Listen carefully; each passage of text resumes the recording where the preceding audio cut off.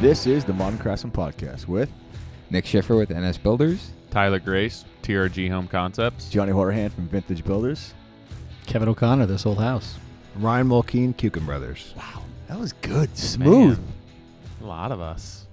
This is the first five. Five. We have Puff watching live. 6. And recording us. First rule Oh, of God. IG. Is it? It's definitely You're your laptop. FaceTiming. It was me. But I can't read my text because my phone doesn't work. So during this podcast, we're gonna also try to figure out how to turn John's phone on. No, we're not. So we're at Kevin's Man humble cave. abode. House. You can call it a house. House. Okay. All right. It's not a secret. We I have mean, dinner. it is a secret. Dinner. That's what I was thinking. I was Hey, like, shut the location. It's Wait a not a minute. secret I have a house. It's a secret where the house is. the house fact is not secret. Well, first And off, you're all very welcome. for dinner. dinner Thank was you. awesome. You're Yes, welcome. it was And delicious. dessert. And dessert. We still have to tip the help. No, she's fine. She was so excited. The dessert was made by the 9-year-old daughter and the baking wife. The wife has a bakery business. Does she? Really? Yeah. In I town? would weigh 500 pounds. Seriously, right? There's that's all I would eat. There's no chance. Dude, you eat ice cream every night. Wait, were you? Yeah, in bed, right? No, not Right? You were What do definitely you in bed think eating I ice cream. the am? other- I mean, maybe I've done that once, but that is not like In the my last week. go-to. Sorry, the other night, Yeah. right? No, I wasn't in bed. I was on the couch. Rachel was Oh. asleep. It was our anniversary, and she was sleeping, and I was serving myself ice cream. They had like 3 different flavors. And in that. to say romance is dead. We'll send you stuff regularly. There's a That- lot of cutoffs and samples. I also have a house. That You is can also send it not to. a secret. You have a farm. Yeah, it's not really a secret. You guys, whatever. So why are we at Kevin's house? And why is Ryan Mulkeen here? Great question. That is the question. November 8th. You're the Chaperone. This you're is the your reason fault. all this came together, Make right? sure Tyler made it up here safe and sound from New Jersey. So that has to be told, right? Yeah. Yeah. All right, so I'll tell it. 'cause Yeah. You guys are slow on the uptake. So November 8th, we got the conference down in Jersey. We're all Wow. going to be there. And we had to brainstorm to figure out that we put something together that was worthwhile of the big audience. What, we're over 500-600 now. 700 or 800 if you're in TV. You always exaggerate. Only Millions. 2 people are So the boys to my right and left, I was like, let's get together. And they're like, let's do it at your house. And I was like, you don't want to come up here, but okay. We've only been asking for like 2 years. So they came. I let them. And then at the last minute, Ryan's like, I got to get Tyler up there. He's going to feel left out. So they drove 6 hours from Jersey for this. Our new podcast studio. Yes. Yeah. We got a logo up. Yeah. Where do you want it? I don't know. Kev, what do you want it? Let's get it on the screen. You guys could use this as a podcast. I'd be Done. happy to rent it out too. Anybody- It's gonna anybody pay play for the pool better storage than of the Ryan? It's gonna pay for the storage of the new truck. Yeah. So Ryan had this idea. Ryan, what was the idea? Lay it on us. I think the idea was to follow up to the 2016 event. Follow up to having you guys all together the first time back in 2016, where we just thought we'd have you guys exposed to our core customers. And this year was kind of a lot has changed in the past 2 years. And so how do we kind of get to that next level again?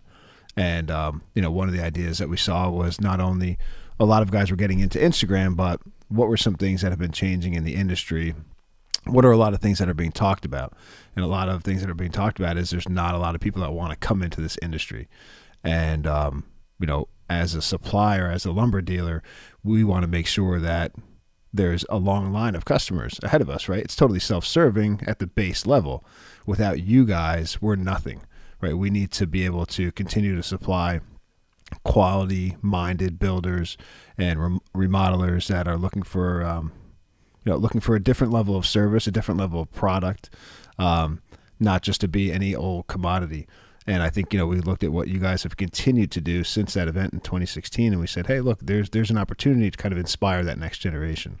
And so at the base level, that's really what we're trying to do. It's only a short event. It's not going to change the world, but we're hoping that this event can be an opportunity just to trigger that conversation, bring all of you guys back. I think we have people signed up from 14, 15 different states, which 2 years ago, we were just a supplier in New Jersey, right? There was no reason for anybody to come to our event. And all of a sudden, this Instagram, this social media community came about, and now we have people that are following us from all around the country, looking forward to this event. I think just meeting people in person, reconnecting, kind of finding that base. So hopefully with this event, we can kind of have you guys all come together and trigger that conversation and continue that for 2 more years. So right? the goal with the panel discussion is to kind of get the ball rolling for the day. It's 45 minutes, but then that conversation can be carried out throughout the rest of the day with whoever, comes to the event, meets us. Like, it's not just 45 minutes in the morning and then we're out of there. Yeah, no, it's 9:30 in the morning till 7:30 at night. So that was a long day. It's 10 hours. Yeah. You Like, guys were we were shot. beating And how day. much are you paying us for? Just so if it's 10 hours, Hourly? Yeah, you guys are All right. getting short change. so I'll figure when I can get out of Did there. you tell me it was 10 hours? Free food. I Ryan, think I underbid this. Ryan, I had a question for you. Why go back to the same 3 guys again Oh, that's a tough question. and not go after a new crop? I think because the original intent was just to expose you guys to our local customers. And I think that for whatever reason, whatever happened 2 years ago, it triggered a conversation that went national, right? There was IG meetups all of a sudden after that event. And people were working together, collaborating, and then all of a sudden just feeling this need to kind of connect personally. And I think to see that happen 2 years ago, in our industry, time flies by, right? These last 2 years, things have been going really well. Look at Nick. Yeah. No. Dude, he's been like Quick, Nick. 1,000 miles an hour. Yeah, and I think it feels like a blink of the eye, right, in 2 years. And so I don't think a lot of time has really, truly passed by when you sit back to think about it, right? And I think to have you guys back in and say, look, this is that conversation that started 2 years ago is still being had, and that we can just see, I think, the way that people are being inspired, people that are opening up Instagram accounts. I thought we were kind of peaked out, and I think that we Really? start. I You feel really, thought you were peaked out. That's what he really meant That's to hurt- say. so 'Cause he hurtful. he was looking right at you when he said that. I showed up for this? I did. I thought that who wouldn't continue to open up accounts, and we have new accounts that are following us from around the country.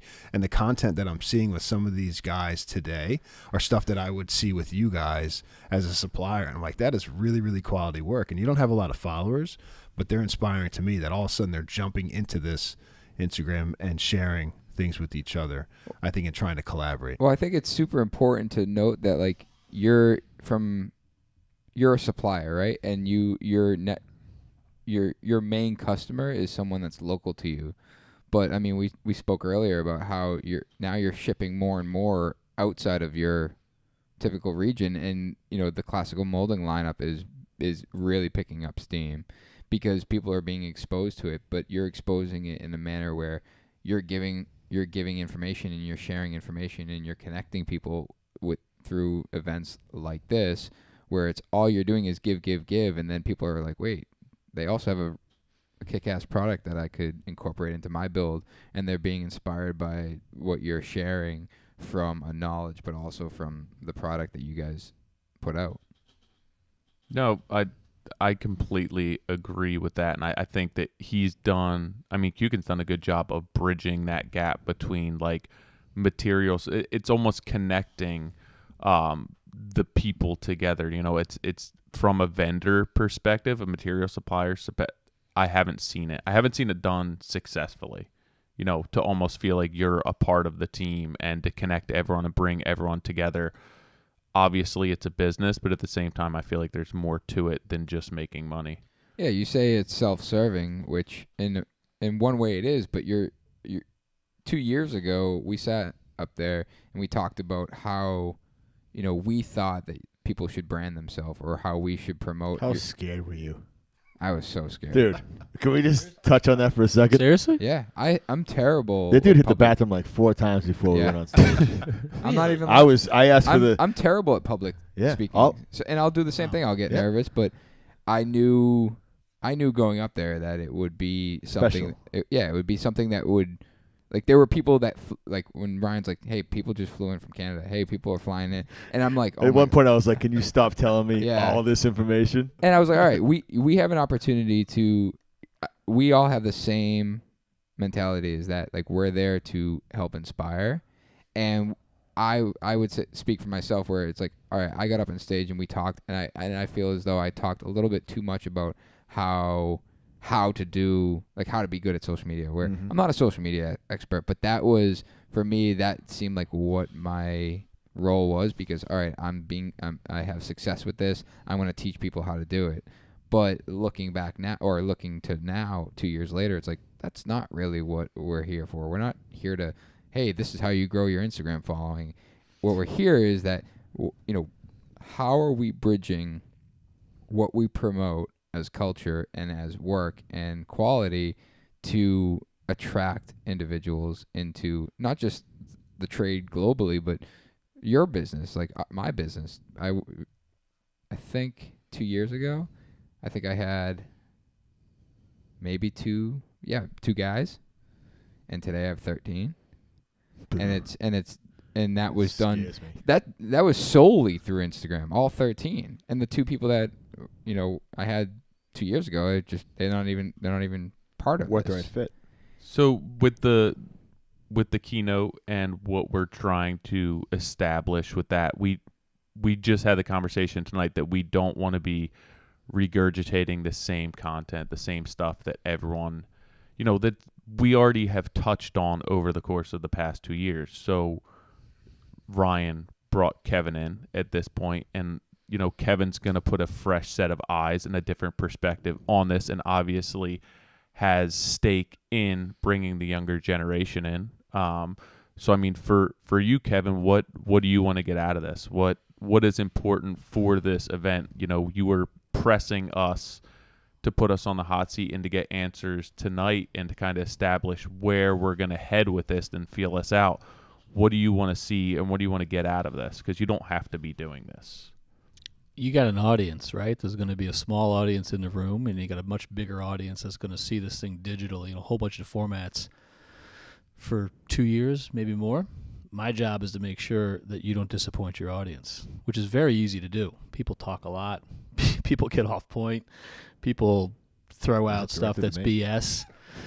And all I need to do is make sure that you guys please your audience. And, that means keep you on point. That means focus the conversation. Hopefully it's going to mean make you a little uncomfortable because you've done it once. And no one cares if you're Check that box off. No, but I mean, like the first time you talk to anybody, you're just like, oh, that was a great conversation. You had a third time you had a cocktail party with the dude, and he's saying the same thing. You're just like, that dude's a bore. So you guys can't be boring. You got to push the envelope a little bit. You've actually got to figure out what you want to talk to these people about. You've got a very small window to deliver a very big message. And if I do my job, I'm just going to facilitate that and be in the background. People, I don't practice this trade. I mean, despite the fact of what I do and who I do it for, I don't put food on the table by making sawdust and pleasing customers. At the end of the day, I'm the host of a television show, and the television show happens to be about carpentry and craftsmanship. But Tommy's the craftsman, and Norm's the craftsman, and Roger and Richard are the experts. I don't put food on the table doing that, so that's not my job. My job is to make sure that you guys get through to that audience and don't squander the opportunity. Because in my opinion, it's a big opportunity.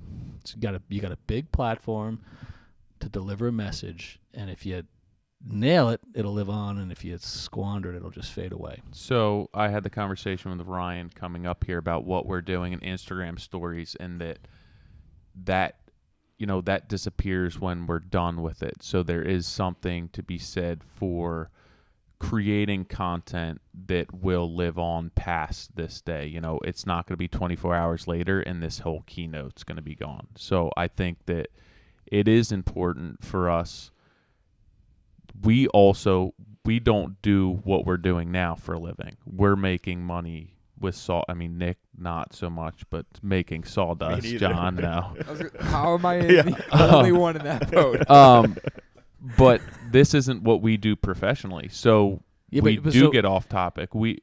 You if you think you're going to go make content, the world is awash in content. Sure. Everyone's making content. Your content will be swamped within minutes if you don't plant an idea that grabs hold. So the content thing is a good way to talk about it. It's a bad way to talk about it. Put it to the side. What you got to do is you got to plant a good idea that sort of transcends the content, because there's a million people making videos, there's a million people making podcasts, there's a million people making stories. They come and they go. You got to figure out what the idea is that's going to resonate with the person listening to it, and that's the thing that can't get swamped. The idea that sticks with them when the light bulb goes off in their head and said, holy mackerel, that guy's in exactly the same situation that I hope to be in.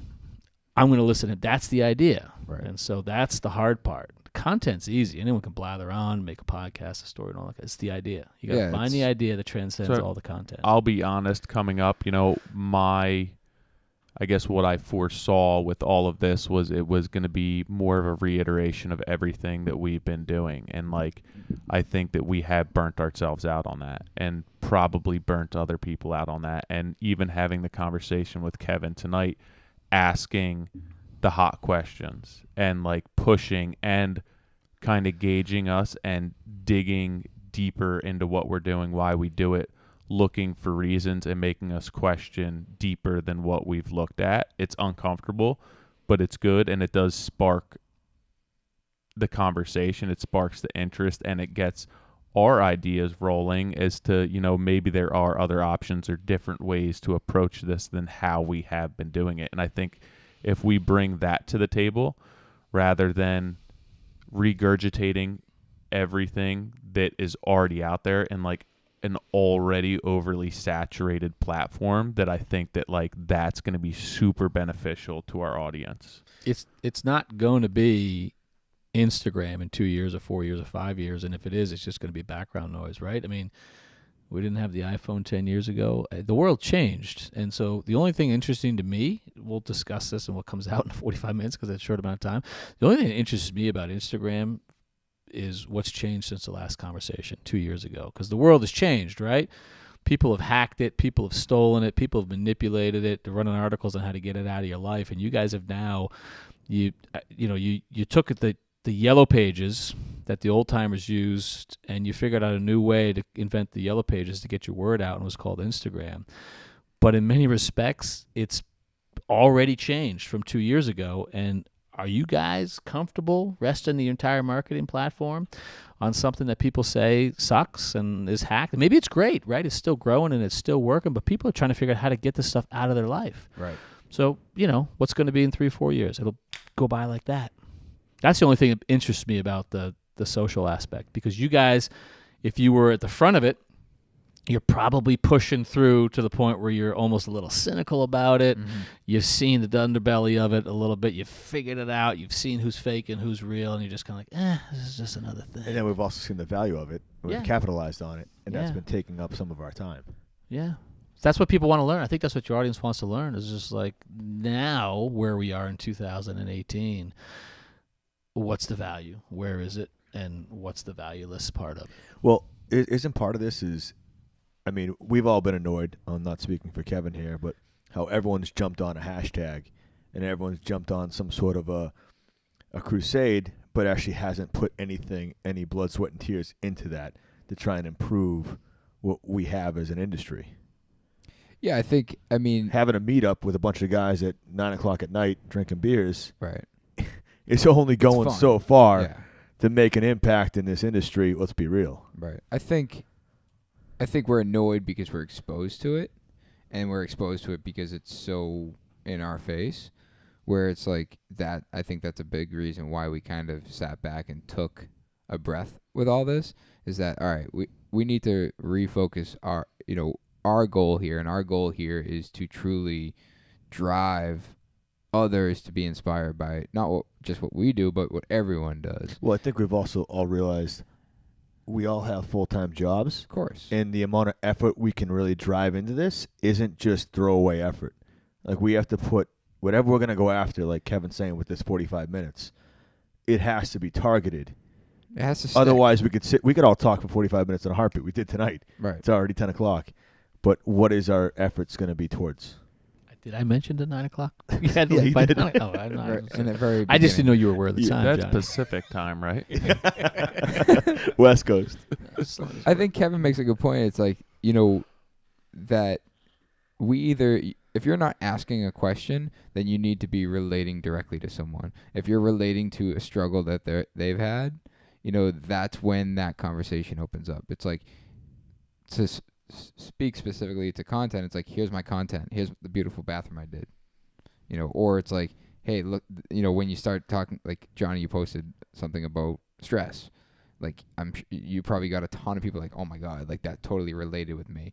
Or it's like, then you post something, it's asking a question about it, like how they handle it.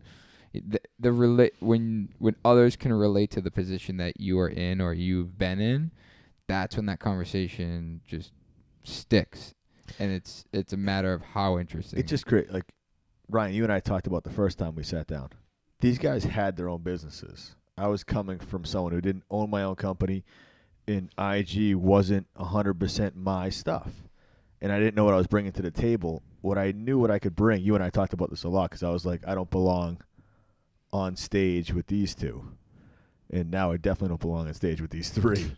But it was... I concur. Yeah, but it was, it was. We'd have more time to speak if we had one fewer Then person. I'll do audio. I'll do whatever else. I'll do lights. Tyler, whatever you guys need. Tyler, can you find a flannel to match? Yeah. I actually, mine's maroon. Dude, Mine's I got maroon. some if you need Do it. you? Yeah. I All got a right. closet full. I guess I'll take your old ones. nothing's changed since the last time. Pre-bakery? I got unwrapped ones. Do you? Oh, yeah. Oh, my God. Standard issue. I got to get a TV show host job. You get wrapped? You could host flannels? You could host Nick's show. I've got a That'd be whole... awesome. He had Nick build him a closet for his flannels. That's That's a niche Pro- market. pro bono. Flannel closets. Just so that you could create a story. Man, it's that's not bad. Next, you got to get the wine cellar. Yeah, I think sick. No, I think we need to bring something to the table more so than what we have. I think that what we're doing in our marketing approach isn't the end all be all, and I don't think that that's gonna solve the problems within the industry as much as we'd like to romanticize that and hope that it does. I think that there's different approaches, different techniques, different systems. There's got to be another way, because as Kevin just said, this window where this is what's hot, that's not going to be the case in 2 years from now. So we're putting a lot of effort into this, but I think that we need to create something that's more long lasting than what we are right now. You guys, I don't know how you see it. I mean, Ryan, you're a little bit of outside of this, so maybe you see it the similar way as I do. But I was saying this at dinner. You guys represent the three paths that you've taken. You represent just about the entire opportunity paths that are out there. The guy who stayed small and kept the tool belt on and is making a go of it. The guy who started small and put the tool belt down and is just managing it and has grown, but doing renovation risk. And then the guy who's in the development world who's dealing with the things that come with that, with the equity and acquisition. Like that is it right there in terms of the young people coming in thinking about what do I want to do and where do I want to be. You guys represent that. So tell them what it takes to get there and tell them what not to do. Like, this is what you do not to screw up, or this is what's going to happen to you no matter what happens. Between the three of you, your audience, and the paths that they're thinking about are all covered. And with that said, all of us share the same values. But I think that's why we've always been a good sounding board for each other. Podcast aside, group text messages even. I'm looking for advice for one of my jobs or how to deal with a customer. I shoot a group text message to Nick and John. Now I'm getting not only two different opinions, but two different perspectives. How to deal with that, what's right, what's wrong. So I think that it is good as far as our audience sees it. It's good for ourselves, and why I think that it has worked out so well, because each one of us has a completely separate path that we're on and that we're taking, but at the same time, we're kind of reaching towards a common goal. I think that's been good for all of us. And I think that there's potential for that to be extremely beneficial for other people. And I think going back to the first time we did this sit down, and I didn't think I belonged, I do think I've seen enough of this industry to think that part of it's dying.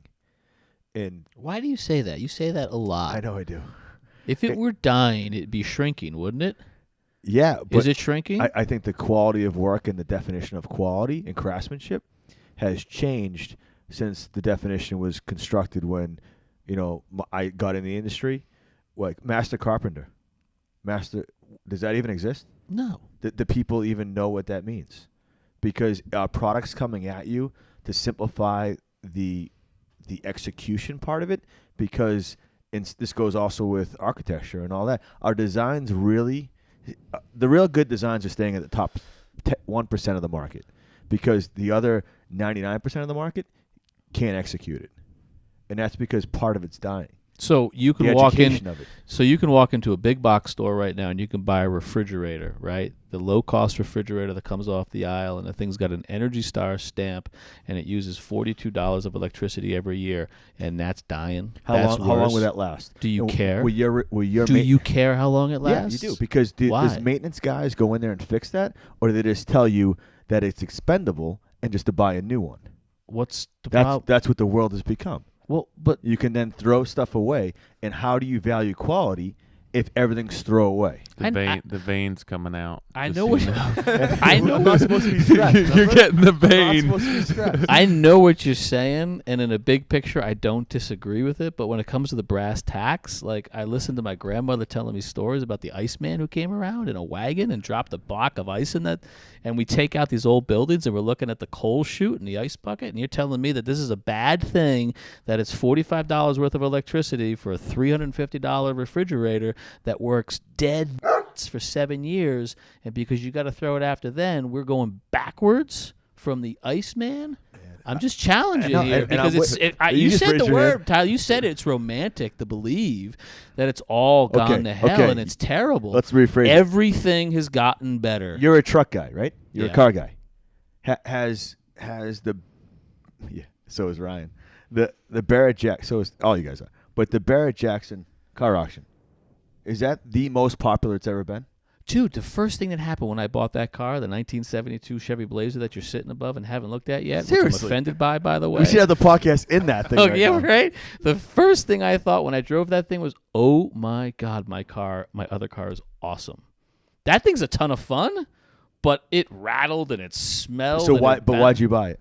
Because it's fun. No. But what? That's the only reason. Yes, because I'm getting old, and I got kids, and we go to the beach, and I'm like, the top is going to be off. This is a plaything. So the Barrett Jackson car auction, it's getting the most, basically, attendance. That's an emotional thing. It No, doesn't no, mean cars are bad. It's the fact that you can't find that craftsmanship anywhere. No. No, it's an emotional thing. It's an emotional thing. I think I don't know what you're talking about the old cars, right? Yeah. I think people value that because they can't find it anymore, and that that you can get the expendable, you can get the disposable cars that just come and go, and they're reliable. But there's something about that smoke and oil and gasoline and the hard steel frame that was made by people that doesn't exist anymore. That at the same time that there's this world of expendable stuff, that craftsmanship's truly valued. I mean, He's realistically, you're both taking a very polarizing approach to it. I mean, to play like the diplomat here, we've spoken to it with like heating and conditioning a space and energy efficiency and everything else. Like, I think that we need to work more towards keeping tradition as far as design approach, and then bring in the newer, better materials to make a more comfortable space. Well, I Still think nailing that aesthetic, like with a newer car, to still, there's better technology out there to make a more comfortable car, a more efficient car, a more powerful car at a lower cost. But like, I don't think that we need to lose sight of what we came from and what made those cars like a good looking car and a functioning car in the first place. So the reason why I bought an F100 is because I was fearful. This is where all of it comes from, is that my kids will grow up and they won't be exposed to what that is. What do you use for work every day? My Tacoma, my Why? Toyota. Just for reliability. It's better. No, it's reliable. Hey, okay, It's let me finish. It's right. Okay? My point is that I didn't say it wasn't reliable. I didn't say my kids are probably going to they're not going to drive the F100 to high school. My point is that I wanted them to feel something beyond a push-button start car. That I wanted them to understand the nuts and bolts that go into it, because I think, just like this industry, that's being lost. When Pulte Homes or Toll Brothers has 42,000 closings in a year, that means the overall market, the US of A, doesn't know what craftsmanship is if that many people are moving into something and they're cool with it. Efficiency, craftsmanship, details, all the above. What this little pocket, the little pocket that's going to be at Kukin, is the 1% or 0.02% of the market that we're speaking to. And if we don't use these mics and that audience to propel that further, then that percentage will get smaller, is my point.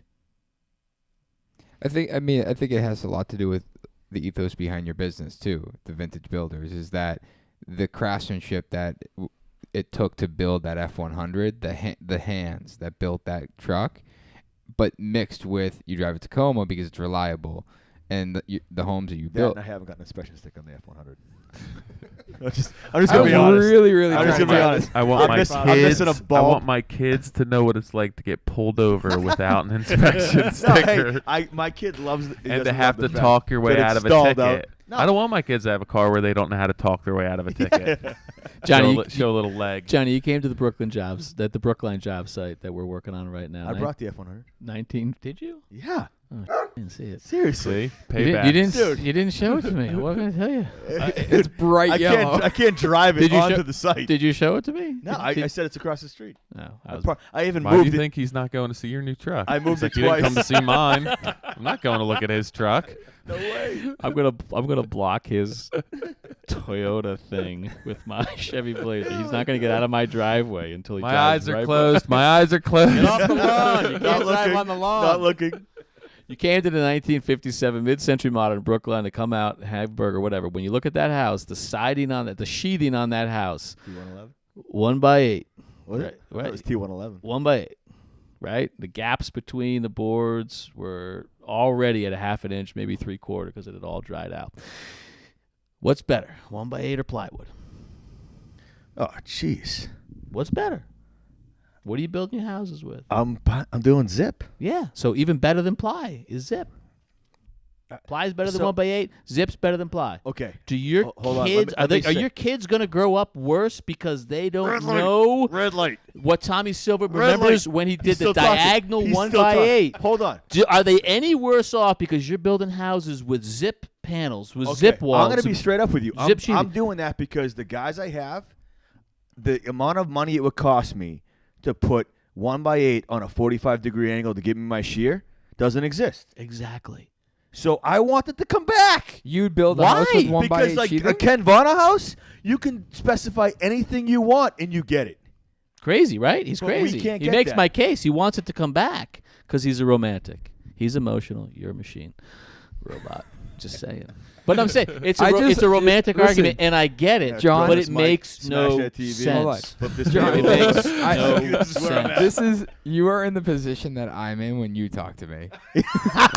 So I am enjoying all of this. Doesn't make sense. But there's no way you. No, but I build a want it house back. With 1x8. I feel like the Why? never-ending story and the nothing's taking over the world, and what we love and what we grew up with doesn't exist anymore. If you can sit there and spend your time and your energy and your smarts making that house come down to, say, 2 air changes per hour, and you apply your intelligence to that equation rather than the monotony of putting up 1x8 on an angle for shear strength, that house is better off because you've evolved to the point where you can give the customer 2 ACH. That house right now, the gaps between the 1x8, 70 years later, is 3/4 of an inch.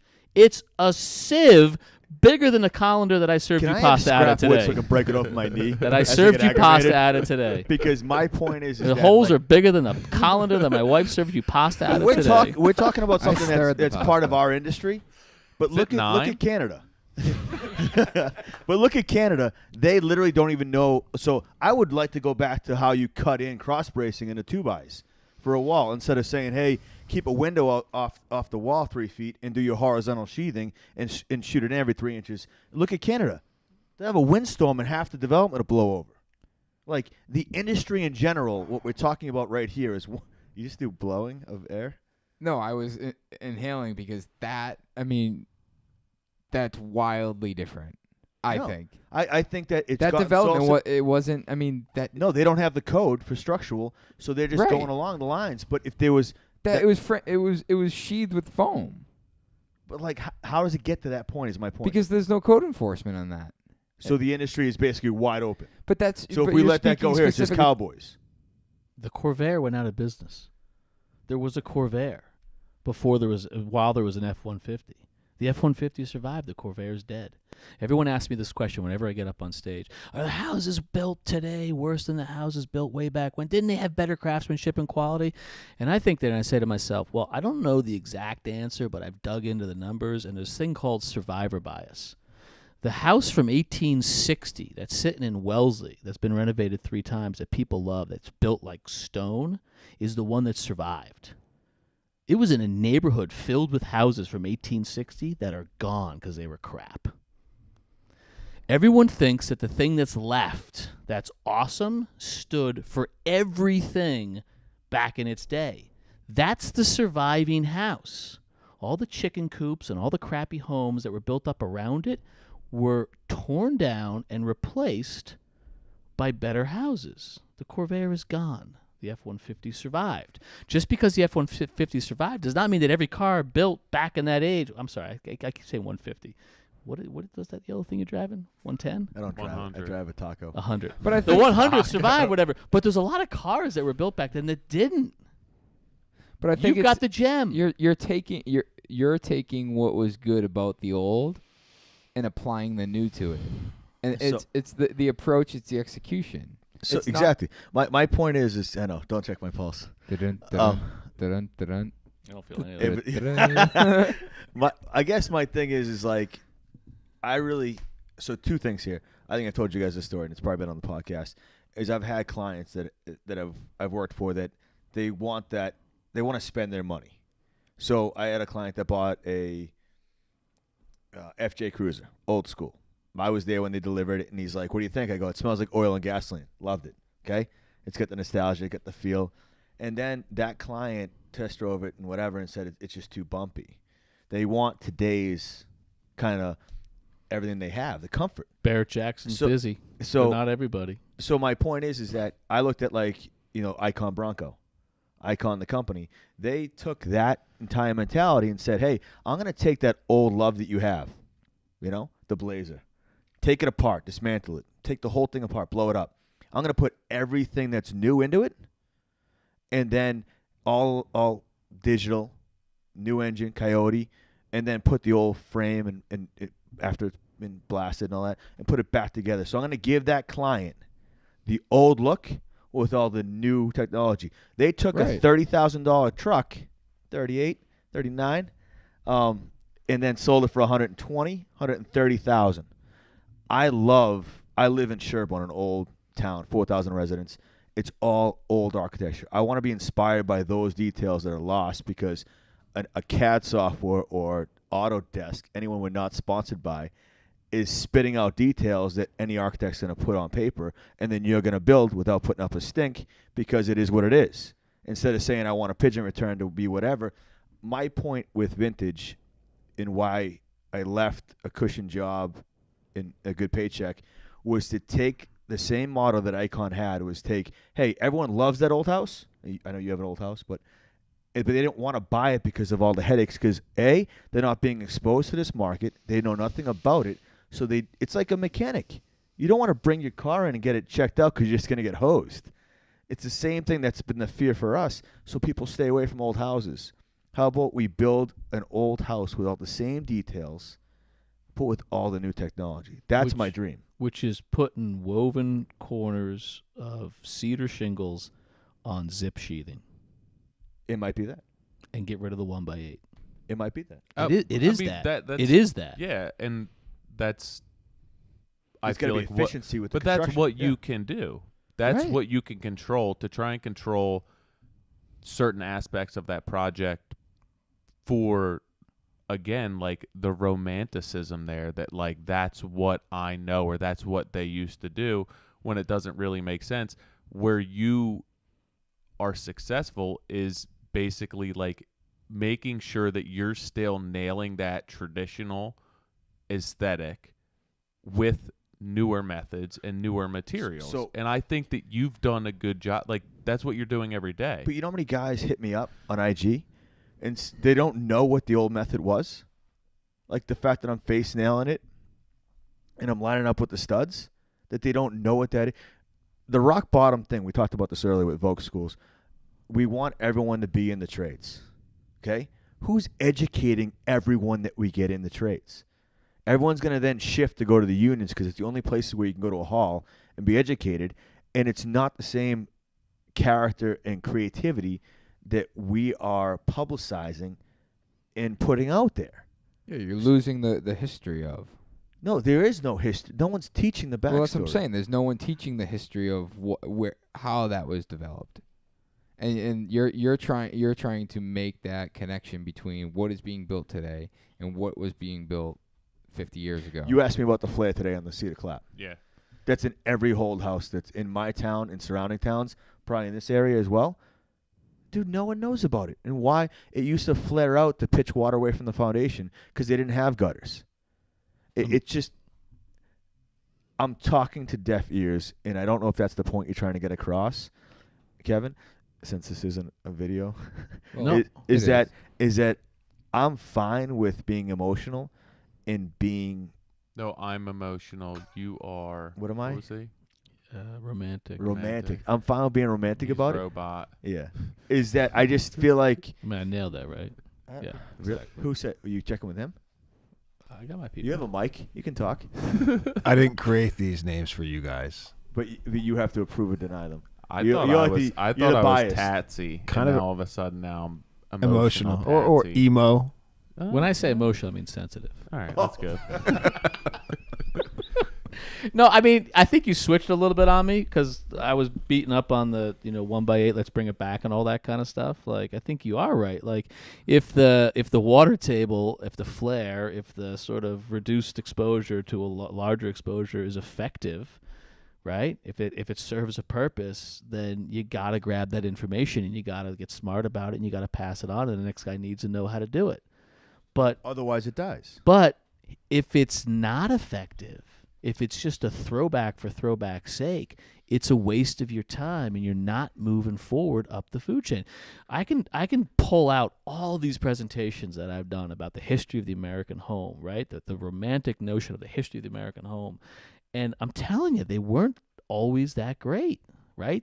They were small, they were cramped, and people want to rail against big homes as if big homes are bad by nature or something like that. And I'm thinking to myself, 1950, average size of an American home was about 1,100 square feet, and the average number of people in it was 9 people, right?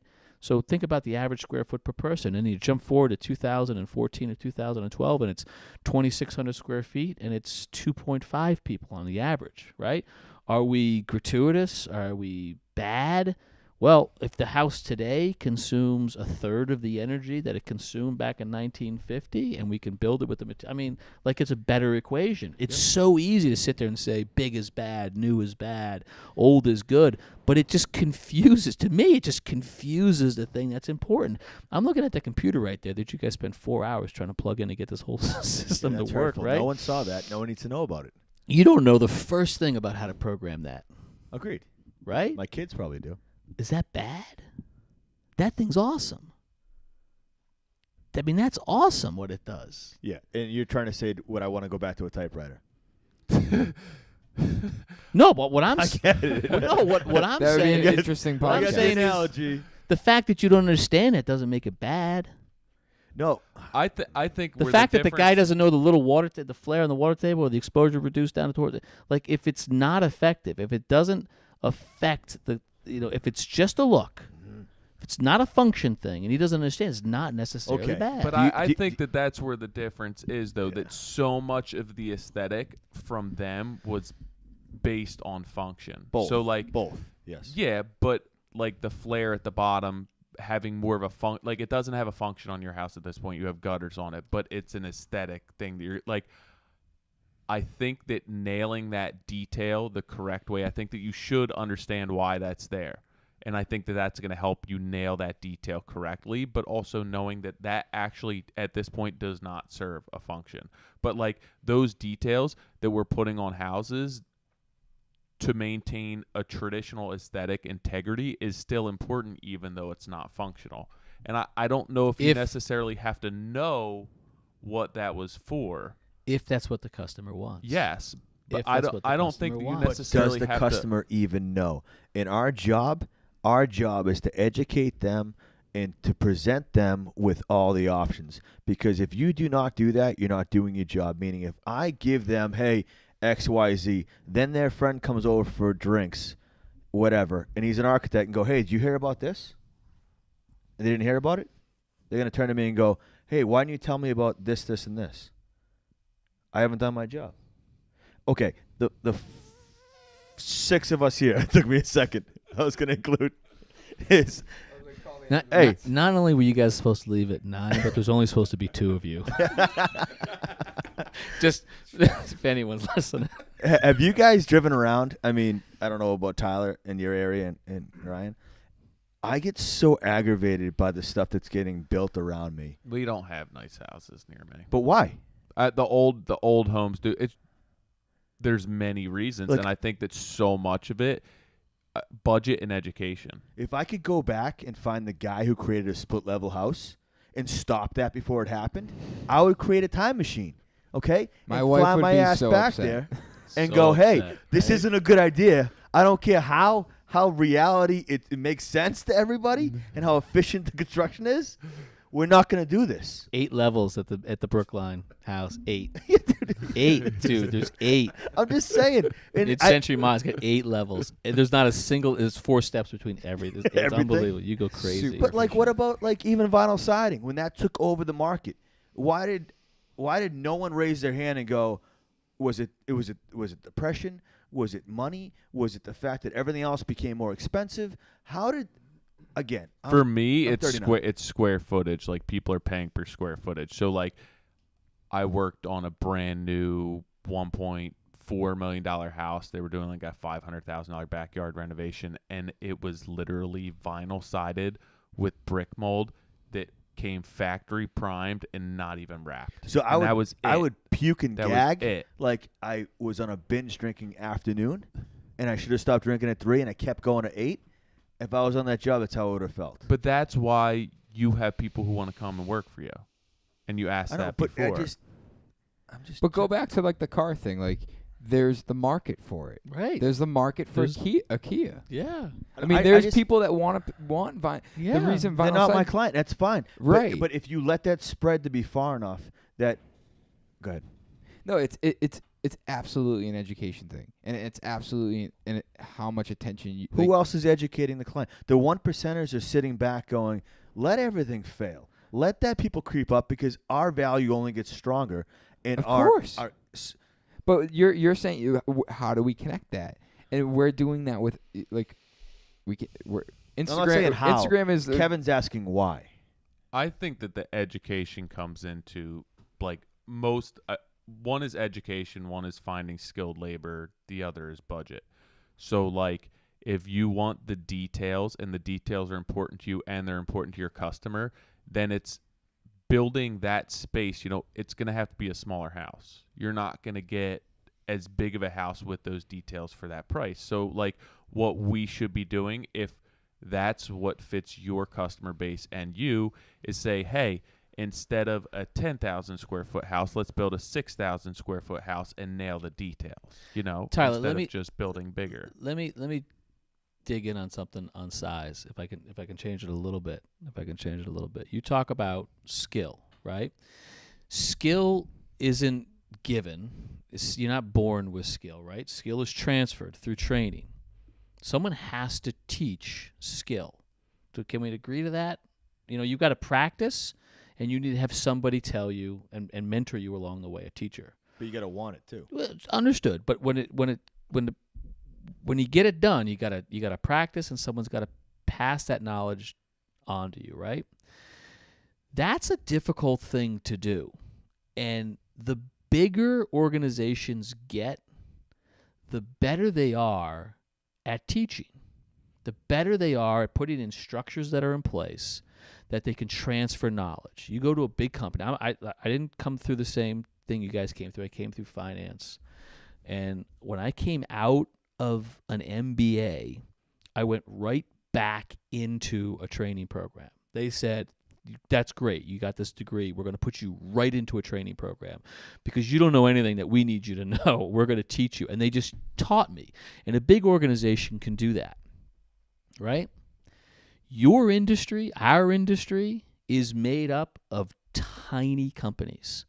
I don't have the numbers completely memorized, but 60 some odd % of the construction companies out there are 4 people or fewer. You hit 70% and it goes to like 6 people. By about 90+%, it's under 10 people. If you want to talk about knowledge transfer and you want to talk about skill, size is a gigantic impediment to that. Your ability to teach Steve everything you know is hampered by the fact that you are busy all day long. And this industry is filled with a ton of small operators. The vast majority of the people in the construction industry have 12 or fewer people in their companies. 90+%, and 60 or 70% are down to 4. That is a major impediment. And it's got to be something that's addressed. Do we think that, as a whole, do we think that people know that and are aware of that? Because I know I had a conversation with Ryan today that these days are good for me because I get to leave Steve on the job by himself and I'm not down his throat and I'm not saying, here, let me do that. So I'm fully aware of that, and it needs me to step away from it in order for him to take what I taught him on his own. So I don't know, is the rest of the industry aware of that? From what I see, they may be aware of it, but they're not reacting to it. And we talk about the big organizations that actually are dropping knowledge and are spending infrastructure to train, and it turns out that they're the large unions. The big organizations that are actually spending time and money to train tens of thousands of people. Now, you guys may not like what they're teaching, but I'm saying that's the infrastructure that's happening out there. Everybody else in this business is just trying to kind of suck it up and grab it and get it where they can. And most people are too busy trying to run a small small company of 6 people. They're too busy to spend all of that time to train these people. These are like systemic problems that are way bigger than the kind of the romantic emotional part of we just got to bring back the old school craft and teach this stuff to people. How? How are you going to teach it to one man when you've also got to put food on the table for both of you guys day in and day out? How are you going to do that? But I think what Steve's picking up compared to the guy at Pulte, which is a bigger firm, is totally different. Totally different, but I'm not necessarily any better. I'm not saying that the life at Pulte is great for the PM who comes in and spends 6 years doing it, and he's not going to build something that I think is we're trying to figure shit. out what But I bet you he learns a lot. It's probably better than Steve's life, to be honest. But I'm just trying to figure out. I bet you he's going to learn a lot. Well, what is the scale we're judging that education on? Well, it's also the employee. It works with Steve too because Steve wants to learn. So Steve's Steve's by my side, and Steve's eating. He's a sponge. He's taking all that in. But that's why certain people don't working for me because they don't want to absorb that. They just want to be let loose and go do your thing and whatever it looks like. Come on, let's go. We got to get the next job. So Steve, that's why Steve has been a good fit for me. But where is your ongoing professional development? It's that's the whole thing. It's very difficult to do while I'm on the job. And I had the conversation with Ryan today where I'm so immersed in what I'm doing that my best opportunity for Steve is to get him set up and then be like, go do that on your own. Like, I have questions or you have questions, I'm here. I'll answer your questions. Like, I taught you, now you go learn on your own, and then we'll go over what But you where need were you to. taught? Honestly, Yeah. I screwed a lot of stuff Same up. here. Going back, I didn't have a company that was big enough to educate me. Their goal was never to train me all the way through my career. But what if we're an exception to the rule, the way that we learned and how quickly But we maybe that learned? might be the norm for the industry, is that you're in the mix, you're in the, the thick of it, and if you take out what you can, you do. It's not an actual program set in stone where you go and sit in front of a screen for the next 10 hours. Isn't that exactly what you guys are doing with social media? You guys are Totally. showing Yeah. Totally. you every single day. That's You Ryan guys are Mulkeen, Kukin Brothers. you guys are showing. Brand You new guys, this is this new education platform, and again, it's not just about IG, right? As Kevin pointed out earlier, that's going to be gone 2 years from now. But there's something that's happening where you guys are now all collaborating. Yes. You don't have to all meet once every other Thursday and pay your $250 dues Yep. in order to be a part of an organization that just one person leads the charge. It's you guys are all just putting stuff out there when you guys are dealing with it, and people are gravitating towards you for one reason or another, or they're gravitating towards somebody else. And I think that's that sense of community that for whatever reason is happening here. And there are the unions that are doing it on a super large scale. There's a Pulte Homes that's building for that clientele, but there's a lot of houses out there and a lot of clients that aren't just going to have that commodity product. There's a lot of people that want to have that customization. They want to take their money and invest in that community. I think that that retains value, that has this Americana nostalgia that I think a lot of the country is losing. It's going to sound corny, but people want someone that cares. Someone that values craftsmanship. I know we keep using that word. Which people? The people who always pick the low bid? No. There's not one person that I'm talking to that takes a low bid. There's not one person that knocks on my door, that text messages me, that DMs me, any of those people that are looking for the low bid. But you understand how rare you are? No, I don't. You And should. I don't think of it that way. I want to spread that as far and as deep as I can. We'll spread that confidence, Until I right? disappear. To have that, right? To have people strive to get to that level and Yeah. not just fall in line and be the mundane. Where was I 2 years ago? Where was I 5 years ago? It's the fact what I came up doing doesn't exist anymore, and it worries me. To say that the nothing's taking over in that kind of corny old school movie that no one even knows about that's probably listening to this, it's I'm worried that I'm gonna drive around more and be more disappointed with the architecture that's getting built, and the only way I'm gonna see it is if I drive and walk those neighborhoods that are the 1%ers. But what if, like, I often do the same thing, not necessarily in this perspective, but like trying to control what's within your control with what you're doing and what you're putting out. Define my control. Your jobs. We have this though. Yeah, but what what I'm if, looking at right now. yeah, but like what you also have everything that you put out and everything Yeah. that you see and that your kids see and that the people are wanting to come work for you. Like, actions oftentimes do speak louder than words, and what you're building, if that is significant of who you are and what's important to you, your morals, your ethos, everything else, like, you could build a house and not say a word, Yeah. and you'd be saying just as much as like you trying to articulate what you want to build. Because even if you don't know, if you look at John's house versus a house that I like, a new house down near me, somebody that has no idea anything about that is going to see your house looks different, and like, you're already doing that. So to spend so much of your time and so much of your life worrying about stuff that's completely outside of your control, like, it's wasted energy. Put that somewhere else, because we're not going to change that by like talking about that. How you're going to change that is by continuing to do what you're doing. Why not do both? But I think You are. But like, to sit there and dwell on that aspect of it is wasted energy. Don't dwell on that aspect of it. Like, let your work speak for itself, and this can, coincide with that, but you don't need to focus on that this is potentially going to be, because it's going to happen whether you do it or not. The odds are against us. I know, but where you have control is by building the house that you think represents what we should be building. You know? I think the one thing that, I mean, hearing everything, I think the one thing that we're missing is that we're not looking to eliminate the people that are looking for the low bid, but we're also not looking to just focus on our 1%.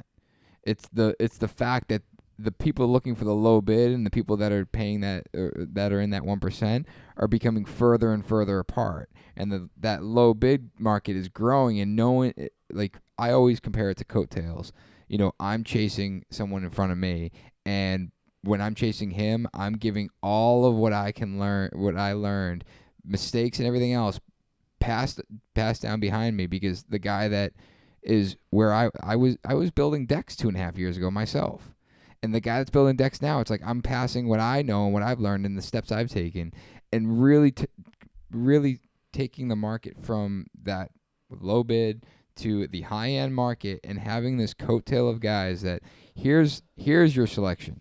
Now you get to select anywhere along that line, rather than this giant market just growing, you know, very parallel rather than up the scale. You know what I think But you've got to, in the process, I would say, Nick, I mean, I agree with, but in the process, you have to make sure that the thinking doesn't get clouded by the romantic notion that's complete bull, right? Because we can Why do easily you look right at me? No, I was just making eye contact all around the room. Why was that? All around the room. No, you didn't. You looked right at me. I know. You stalled out with I went me. right Very from robotic, right?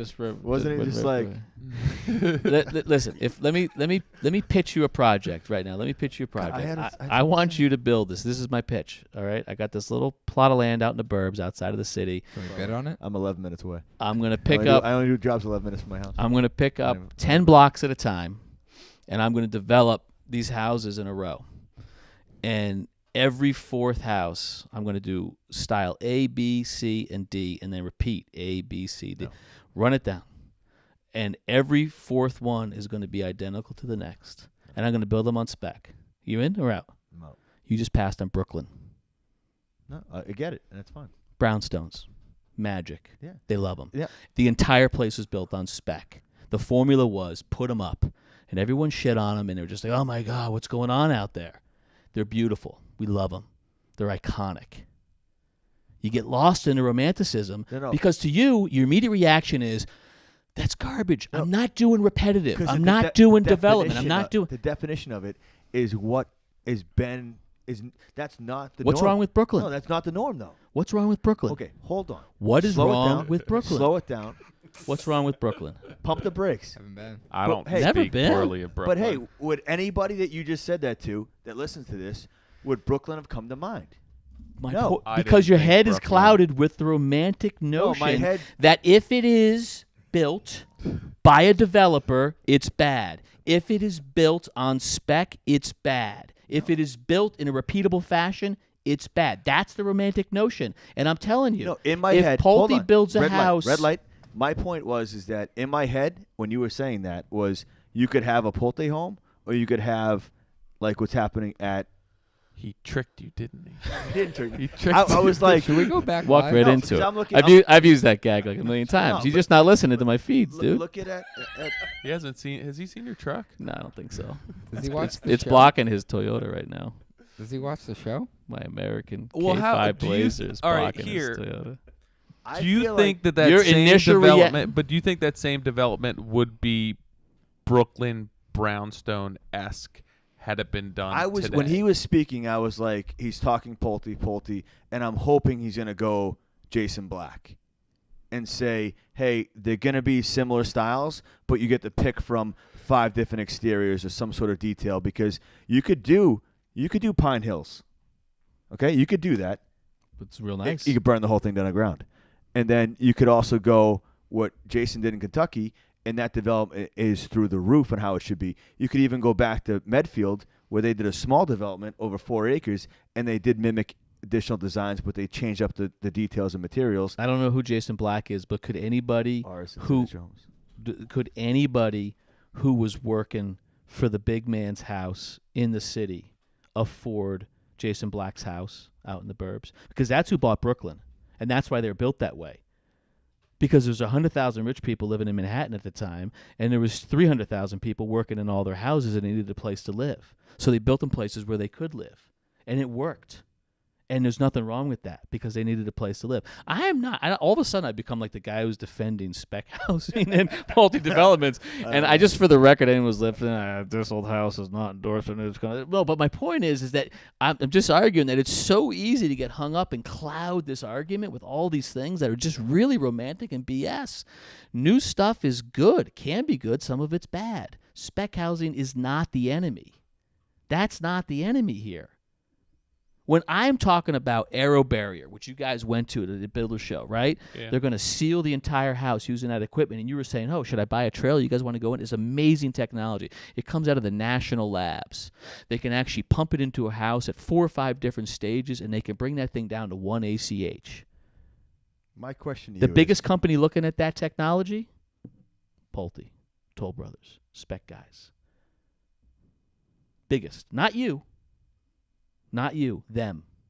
They're the ones who are going to hire that truck and bring them to a job site, and they're going to pump it into 60 homes, and they're going to turn it to ACH. Insulation, and this is their way to get around. What's wrong? They've done the What math is on wrong? it. You They've guys done are the going to math. use spray foam that's open cell, that's an R3 per inch, which is the same thing as fiberglass, and the one Achilles heel, the fiberglass, is that air infiltrates it. But if some guy came up with a way to stop the air infiltration, and it was a magic glue that got sprayed into it and allowed you to go back to fiberglass at the cost per square foot, and you got the same R value but a 1 ACH, you're better off. And there's nothing evil about it because it's different or new. It's actually better. And it's nothing evil about it because Pulte uses it, and it's more efficient. So that means you're putting more detail in the house with the money you save. Depends what the customer wants. You can. Are they being built for a final product customer, or are they just being built for a bottom line? I don't know what the difference is. It's for a bottom line. There's no customer in mind. It's spec. Yeah, so it's basically built on your X amount of dollars you can make per square foot, not about the actual product. 4% of the homes in this country are built Agreed. with an architect involved. That means 96% of the homes in this country are built without an architect involved. That's the reality. The vast majority, 90+%, even higher, in this country buy someone else's home. What happened to Whose this home industry? did you buy? The one you made? Or someone else's? I go back to I a bought someone Sears-built else's kit. home. Everybody buys someone else's home. 1, 2, 3, maybe 4% builds their own house. Everyone else buys someone else's home. So if you're telling me it's evil that somebody would build a house for a customer they didn't know, you've just shit on 95% of the market out there. Yeah, because that's 95% of the market bought someone else's home. That's accurate. Get out of the romantic notion and focus You're never on going to get me to do that. I know I'm not. I think we're one recession and one big issue away from losing anything that's actual craftsmanship. Because no one's educating anything. It's not our kids that are in elementary school aren't being exposed to this industry. So it's only getting lower and lower. And yeah, you know I'm what? not denying, Johnny. You know what I Johnny, I'm should not do? denying that there's a You know problem. what I should do? just want to make sure that people You know what I focus should on do? the right solution. I should follow you and let it all just die away and just put my mic away. Because you know what? I'd probably get most of my days back. I wouldn't be as stressed out, and I wouldn't be worried about all the details because I could get away with sin. Because none of the stuff that I value would even matter in your scenario. Are the engineers who invented zip wall evil? No, you're missing my point. Are they bad? I'm not saying... Are they bad because a couple of guys who were not in the field? You're talking technology. I'm talking craftsmanship and how you blend the two. Okay? You can't just put AeroBear in and get rid of closed cell foam and save the buck on fiberglass and then still put everything else everywhere else. You're making the presumption that everything that comes after that... Show me the difference. Show me all your stats. Give me the examples that show that guys are putting this in. That what they save, they're going to put into different details, or they're just getting the cookie cutter spec regardless. That they're only doing that to meet a code to save a buck, and that's it. 'Cause that way they can do it a different way. It's all about numbers. It's all about your shareholders. But I don't think that's I don't think that's the argument. That's the way that business is built. They build a massive amount of homes, and they're looking at new technology to save them more money so they can make more money and build more homes. I mean, they're not doing it because they're trying to bring craftsmen back. They're doing it because they want to make money. That's the way that business is developed. We're not That's we're how not the world Pulte. is working.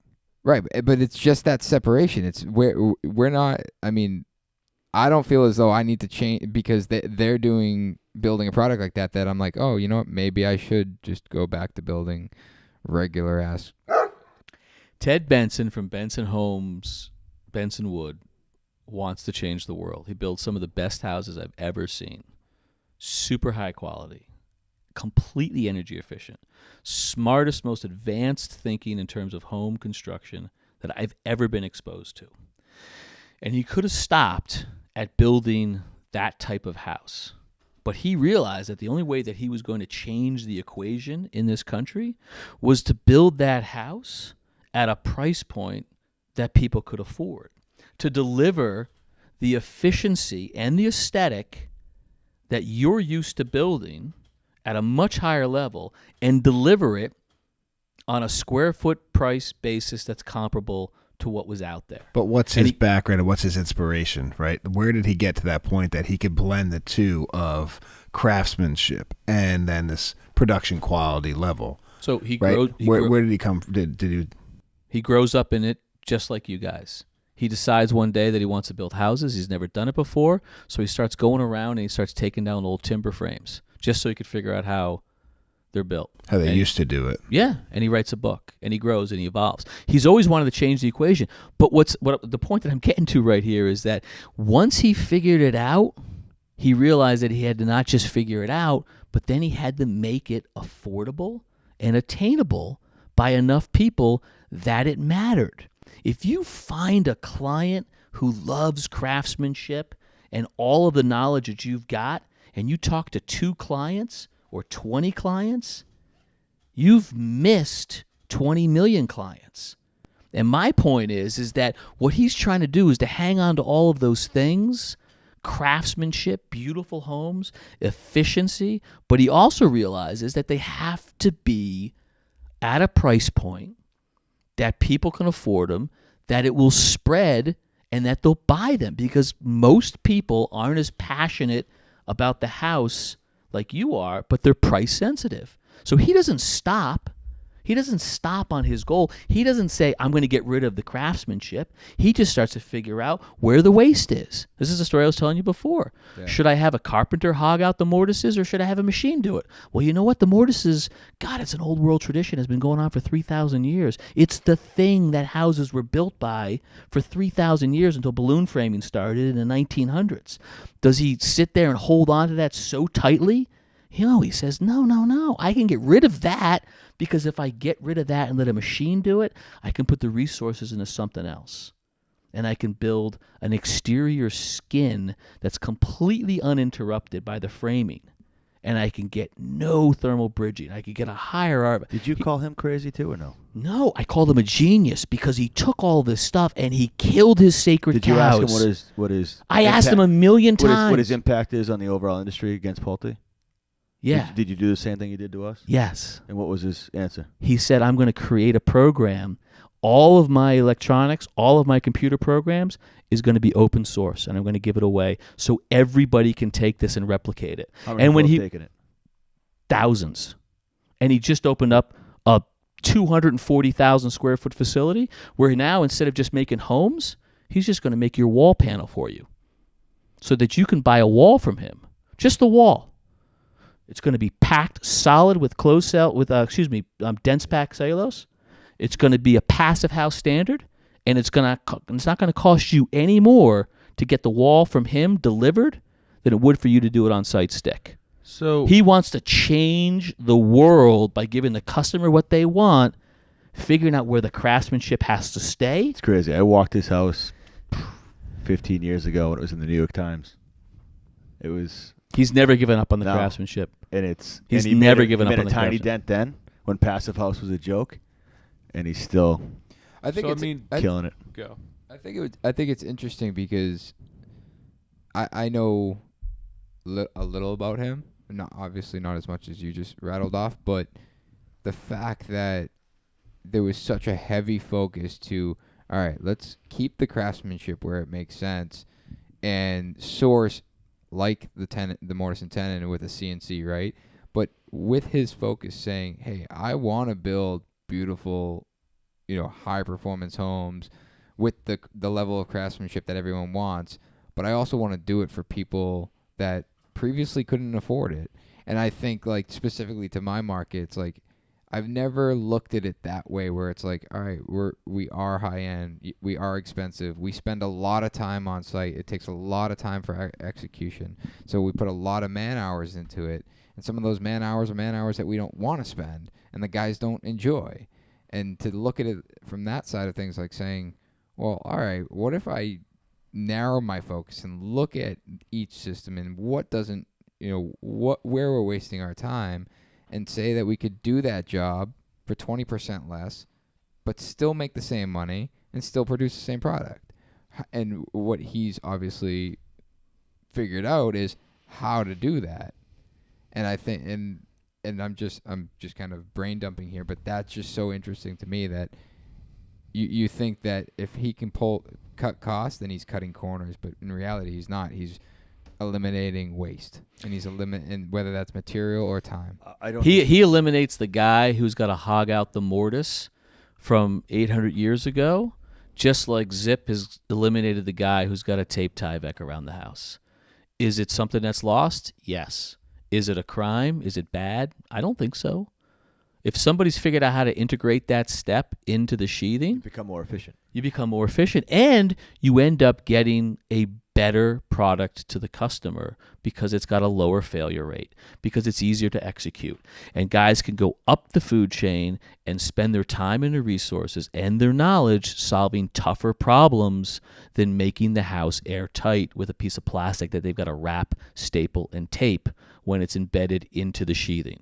If you can take 4 steps and reduce it to 2, and in the process get a better product, then the resources can go to other places, and you might get your flared shingle detail back. Just like Ted Benson can now all of a sudden deliver to people a passive house style level.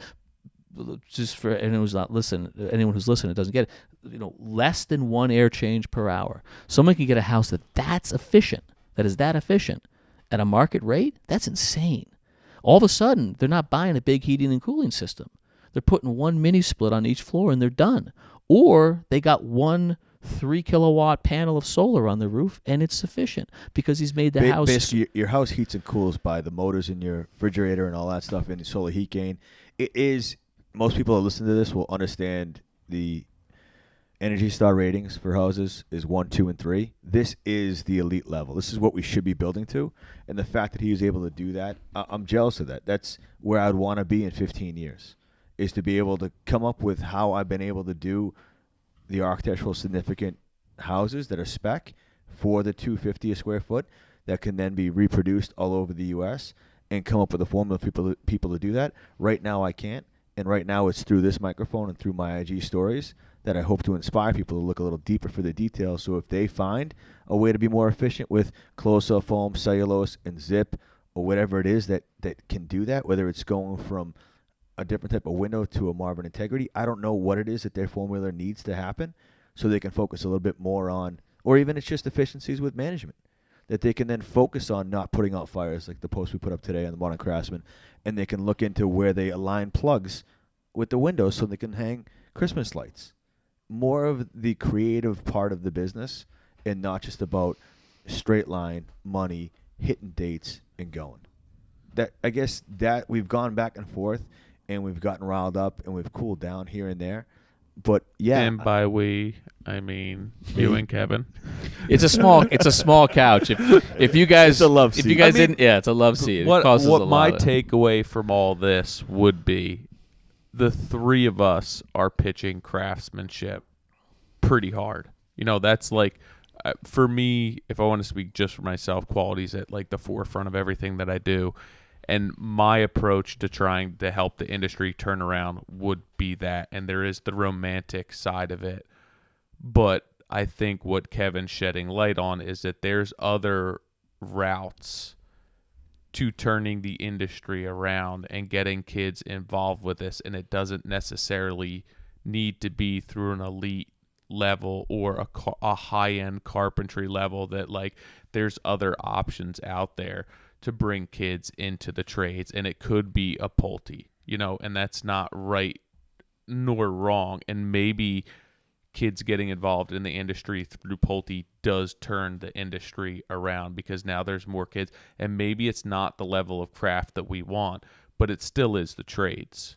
It's still kids building something with their hands, and maybe it's not what the high-end client wants. Maybe it's something that somebody can afford for their family, but at the same time, it's bringing kids into the trades, whether it's what we see as the trades for our own vision, like what I want out of the trades may not be what this kid wants working for a spec builder or a production builder. But that's their vision, that's their path, but maybe it still does get kids in the trades. No, I mean, I'm obviously, it's been proven I'm in cuckoo land on this whole thing, but I would rather go to Pulte's area where they're developing and have the opportunity to build my house for the same cost per square foot, using some of the techniques that we're talking about with the stuff that I've used for strategies, but with those details, so then that market knows what that value can really bring. And I know I'm doing it in a small box in Wellesley, that when people walk through the house, and this is not bragging, it's not anything, it's a different level that anyone's seen. And I've had people that have bought my first spec that you guys walked today, that I know that there's, fixes and corrections and improvements that need to be made, but they've walked through every open house for the last 4 months, all the way up to 4 million, and they don't see the craftsmanship. And they would never have seen that unless I enlightened them in their first walkthrough. And I want to connect more one-on-one with those types of people that just don't know what they're looking at. And I feel like that is the majority of the market, your 98% stat. And yeah, it's romantic, and I'm cool with putting that on my gravestone. I just feel like it's just going to die off if more of craftsmen that are out there right now don't speak up with whatever voice they have, whether it's a podcast, an IG, their website. And I whatever. think that is important, but I mean, it's also sheer numbers by let's get kids involved in the trades and then let them learn. Because when Matt Reisinger started, it's production, and then he wanted something more out of it. Whatever he made the next step, he's not still doing production builds, but maybe we get more kids into production building, and then they see, hey, these details do matter, or hey, I just learned more, or hey, I looked at John's house and I saw this, why aren't we doing that on our builds? And starts questioning what they're doing, why they're doing it. Maybe there is a bottom line there, maybe it is more so about profit, and then makes a decision to stay within the trades but make a better house or make a more traditionally designed house. And at the end of the day, I think that our goal should be getting people involved, and it doesn't necessarily need to be into what we believe to be the industry, like what's right. So what gets them involved? Is it craftsmanship? Is it money? I mean, as Kevin and I had the conversation where like it needs to be a bigger company to have specific training in place. There's not like, I don't have a training system for Steve. We're flying by the seat of our pants.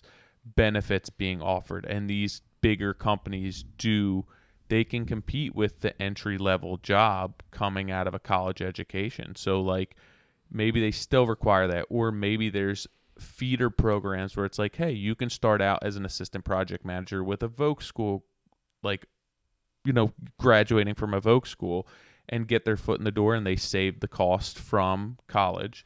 And maybe they're not making as much as somebody who's coming out of college and getting an entry level job, but they are saving the 4 years worth of tuition, and they're getting their foot in the door, and they're getting the training that they need, and they're getting taught. And then the more that they learn, the more that they realize they want to move on to something that's more important to them, more valuable to them. They want to be building something that's better, that's more efficient, that's more, whatever it may be. But like, by sheer numbers, the more kids we get involved, the more they're going to leave, but the more are going to stay, and the more we're going to work up. What's the reference point? When they're already in that system, that's all they know. That's their pocket of this industry. How do they know anything else It's exists? only gonna be the kids who question everything. You question everything, right? They're not robots. You question everything. What do you mean? Nick questions everything. Yeah. Like none of us are content with the status Yeah. quo.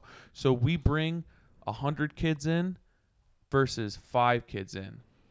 That 100's going to bring us more of the kids who question everything. How can I make it better than the 5? Just by sheer numbers. And they're You going know to what I mean? And they're going to be exposed. You can't. I mean, what do you think Pulte's got We're them going to have behind more bar? of an opportunity with that Right, I mean, we have than the kids who attention. don't get any sort of construction knowledge in the first place. They're smarter than us. They're more So wired you- than us. They're so more we're going back to the point that they're more plugged what we're in doing than on us. IG will make an impact. Totally. And it's not 100%.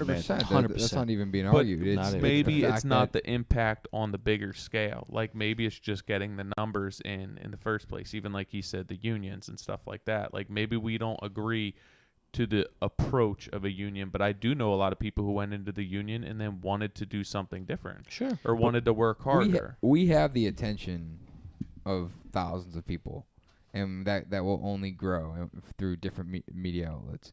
We have that attention. But We all don't have say the, this because this has only been created while we've been on the up and up. Sure, This hasn't going But back that- to the but- rising tide. but And- say Instagram dies, it shuts down tomorrow. Well, what You're happened- talking about the economy. Yeah. Like what happened last time when everyone left this industry? Everyone left. Everyone booted. Millions. You guys lost millions in your industry. And it's going to happen again when we're trying to get everyone to come in at the tail end of this rise. Yeah, but it's not just us. No, it's I'm not- not saying it's just us. Yeah. I'm just saying I want to be accountable for what I'm talking about. That if we're going to get people to come on board and like Kevin and I talked about when I saw him was that people have said, hey, I left my desk job to get into this. It scares the shit out of me. You can bleep that out. But the people who are leaving their desk job to get into this, they're There's a the ton of romantic bleeps. type. no, I get you. They're not no But Kevin's making me feel bad about that now. no, And- but like and I'm- a lot of Just people because I'm like, sharing a love the seat with people you, and I who don't need to be were- next to the romantic guy. If I'm people going to who- share a love seat, I'd like to be next to the robot. It's not going to do anything. I'm sure there's an exception to this, but most people who do DM you, who are going to leave their desk job or leave becoming a teacher that they went to school with, are not like, hey, I want to go work for Toll Brothers. I want to put up production housing. I want to leave everything. No, like they're chasing that dream and they're seeing the details and the romantic side. Like we glamorize what we're doing. What you do every day, it's a pain in the ass. You're dealing with, like you say, like clowns. Like you're begging people to show up. You're trying to put bodies in place. You're putting out fires. We glamorize all of this. It's not as cool as Nick makes it look. It's not. Like it's the fact of the I matter. do a really good Like job. I had somebody quit on me because they said it was harder than it looked. Save that I. So did You I. know? So like the people who are leaving the jobs are seeing that and they're latching onto that. And like But I feel like that's the majority of the world is lazier and doesn't want to have this. I just feel like I don't want to give up on the romantic end of it because once I do, it's not me that's holding on to the whole thing. But it's like You're we'll not going lose to give touch. up on it. No, I know, but it's But you just, also can't be. I know it's an account- uphill battle. You just because you're telling someone to get in the trade and then the economy crashes and something happens, you're not accountable for that. No, I get you, but I guess what I'm saying is like you were saying, who cares about that flair? You know how many spec guys I talk to in town that they go, what do you have? I go, I do close cell phone. You'll never get paid for that. No, I'm cool with that.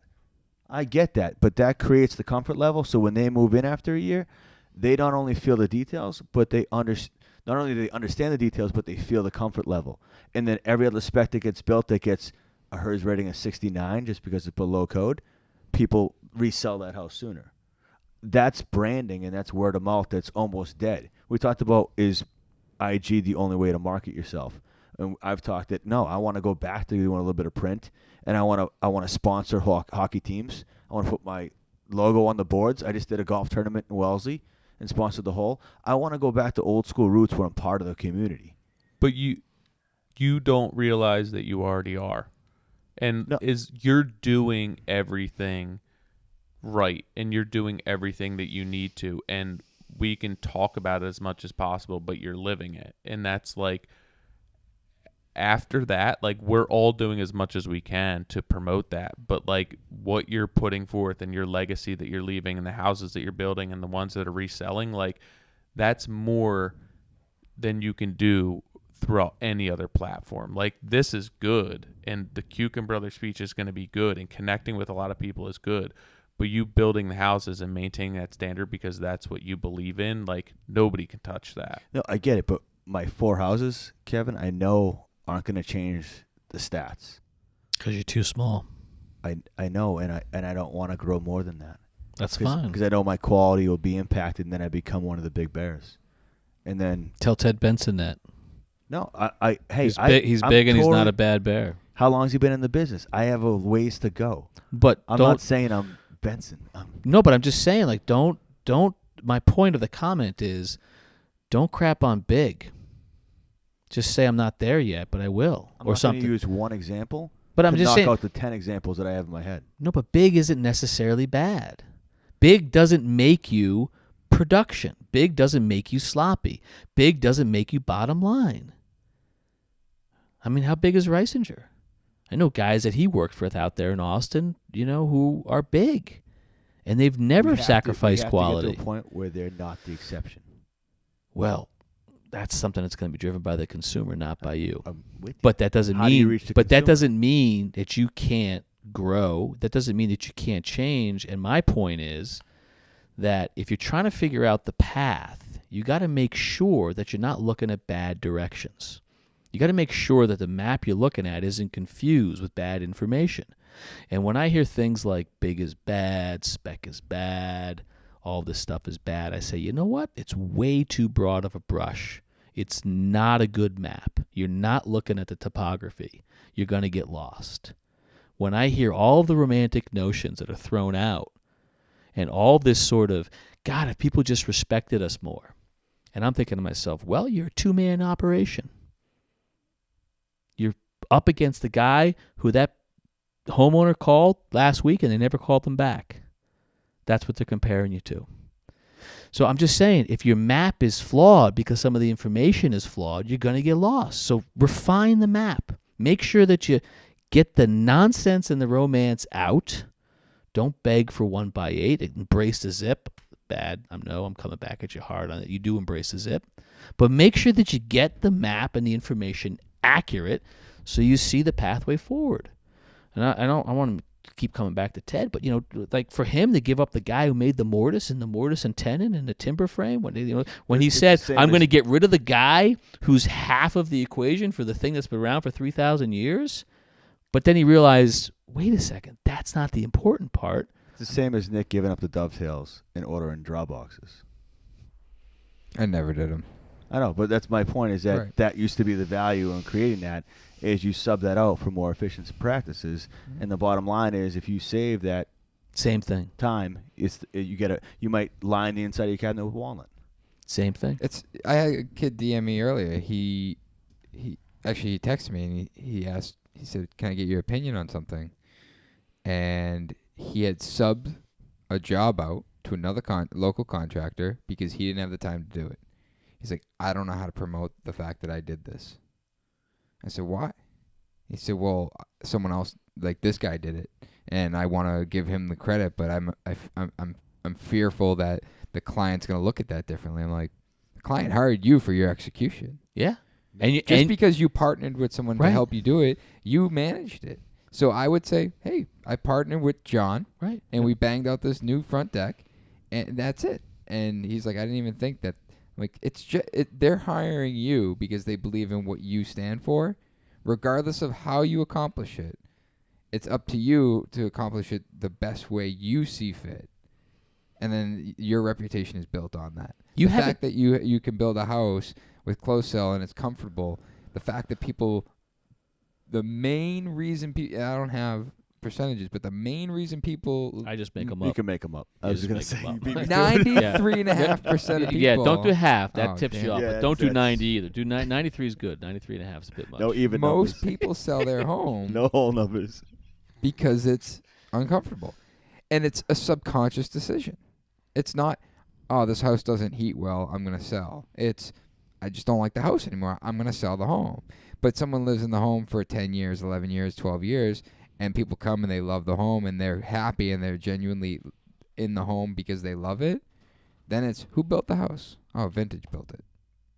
And that's where that's where that pays off, is that craftsmanship and that execution. I guess I'm not worried about my story as You much shouldn't be. as much as how much I feel like I'm under fire for valuing the wrong things and questioning the wrong types of companies out of this conversation. I don't think. I don't think you're under. I don't think your values I are mean, off at nobody all. I think your agrees values with you are more. Well, I when agree you with say you 100%. lose the romantic part of it, that is my value. Not it's necessarily. not. I don't think it from- is.